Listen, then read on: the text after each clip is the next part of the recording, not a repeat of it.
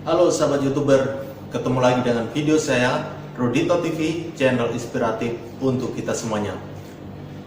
Baik sahabat-sahabatku semuanya yang saat ini menyaksikan video saya. Hari ini saya akan berbicara tentang syarat untuk dimonetisasi, yaitu syarat channel kita untuk dimonetisasi. Baik buat teman-teman semuanya, sebelum melanjut ke video ataupun ke pembahasan tentang syarat channel untuk dimonetisasi, terlebih dahulu bagi teman-teman yang saat ini belum subscribe, silahkan di subscribe terlebih dahulu channel saya Rudito TV, channel inspiratif untuk kita semuanya, dan nyalakan lonceng notifikasinya sehingga ketika saya mengupload video terbaru Anda mendapatkan pemberitahuan. Dan juga buat teman-teman yang sudah mensubscribe channel saya ucapkan terima kasih. Mari kita saling support dan saling dukung untuk bersama-sama maju di dalam per-YouTubean. Oke, buat teman-teman ataupun sahabat-sahabat YouTuber semuanya, kita akan masuk di dalam pembahasan, yaitu syarat channel kita untuk dimonetisasi.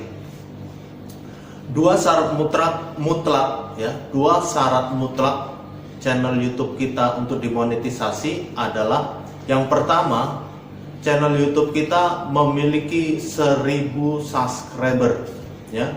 Yang pertama adalah channel YouTube kita memiliki 1000 subscriber. Yang kedua, channel YouTube kita harus memiliki 4000 jam tonton ya. 4000 jam tonton. Nah, sekarang ini adalah dua hal yang menjadi syarat mutlak channel kita untuk bisa dimonetisasi. Dan timbul pertanyaan adalah begini, kira-kira mana dulu ataupun prioritas mana dulu yang harus kita penuhi untuk memenuhi syarat monetisasi? Kalau menurut saya, saran saya bagi teman-teman yang saat ini punya channel YouTube ya, yang saat ini sedang mencari peruntungan di per-YouTubean, kalau menurut saya yang lebih prioritas adalah dua-duanya. Jadi kedua-duanya adalah prioritas. Jadi kalau kita membuat skala prioritas, contohnya kita memilih, saya mau prioritaskan untuk 1000 subscriber, itu sih sah-sah saja ya, sah-sah saja. Ataupun mungkin ada yang berpikir saya mau prioritas yaitu 4000 jam tonton, itu juga sah-sah saja. Tetapi sangat sayang sekali ketika kita memakai sistem skala prioritas ya, sangat sayang sekali. Jadi menurut saya yang paling efektif dan paling tepat adalah kita memprioritaskan dua-duanya, baik subscriber dan juga jam tonton. Jadi kalau seandainya kita bikin sistem skala prioritas, itu sangat sayang sekali. Jadi untuk contohnya kita prioritaskan yang 1000 subscriber, otomatis kita akan fokus mencari subscriber yaitu 1000 ya, mencari subscriber 1000. Sedangkan untuk 4000 jam tonton kita akan abaikan ya, kita akan abaikan terlebih dahulu karena kita memiliki skala prioritas yaitu subscriber dulu. Ataupun mungkin ketika kita lebih fokus untuk skala prioritas kita untuk 4000 jam tonton, apa yang terjadi? Kita mengabaikan yang 1000 subscriber ya, yang 1000 subscriber itu akan kita abaikan terlebih dahulu karena kita mau fokus kemana? Ke jam tonton ya. Jadi sangat sayang sekali. Jadi perjalanan ketika kita mengejar yaitu hal yang kita prioritaskan, maka sangat berdampak tidak baik terhadap channel kita untuk memenuhi yaitu ketentuan daripada monetisasi yang ditentukan oleh YouTube. Contohnya begini, kita prioritasnya adalah 1000 subscriber ya, karena kita mengabaikan dulu yaitu yang 4000 jam tayang, maka otomatis sebenarnya kalau kita juga fokus ke 4000 jam tonton ya, maksudnya 4000 jam tonton, maka kalau kita juga fokus sebenarnya itu akan berjalan beriringan, pencapaian yang seimbang baik subscriber maupun jam tonton.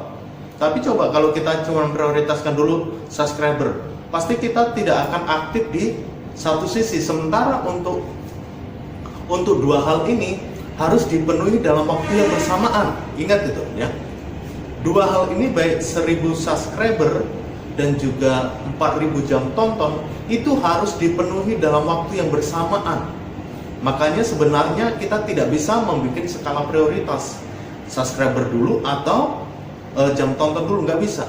Karena kedua hal ini harus beriringan, yaitu 1 tahun harus terpenuhi, ya. 1 tahun harus dipenuhi, kecuali begini, subscriber 1000 bisa subscriber 1000 adalah 1 tahun, sedangkan 4000 jam tonton bisa Anda cari selama 2 tahun. Oke, nggak apa-apa, kita bikin skala prioritas. Tapi karena kedua hal ini dua-duanya harus dicapai dalam waktu yang bersamaan, yaitu 1 tahun, maka mau nggak mau kita tidak bisa membuat skala prioritas, tetapi kita harus kedua-duanya harus seimbang. Jadi untuk memenuhi kedua-duanya supaya kita bisa capai secara bersamaan, jangan bikin skala prioritas subscriber dulu atau jam tonton dulu, tetapi kedua-duanya harus Anda capai dalam waktu 1 tahun. Caranya bagaimana supaya bisa tercapai kedua-duanya dalam waktu 1 tahun? Yaitu kedua-duanya memakai tetap, yaitu kedua-duanya harus aktif. Aktif apa? Yang pertama, untuk subscriber kita harus aktif mencari subscriber. Yang kedua, untuk jam tonton kita harus aktif mengupload video. Itu adalah kunci bagaimana supaya kita ini bisa memenuhi 4000 jam tayang dan juga 1000 subscriber dalam waktu yang bersamaan, adalah kedua-duanya dikerjakan secara bersamaan tanpa ada skala prioritas.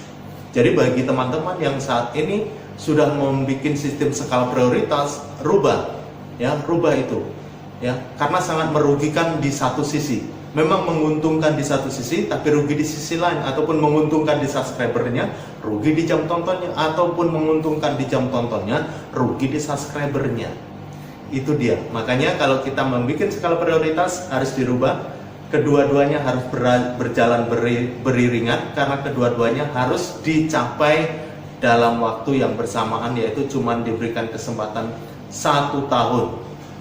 1 tahun. Jika tidak berhasil mencapai dalam 1 tahun, maka ada peraturan-peraturan yang bisa kita pelajari, apa yang menjadi ketentuan YouTube ketika kita tidak berhasil mencapai selama 1 tahun, apa konsekuensinya. Nah, itu ada semuanya.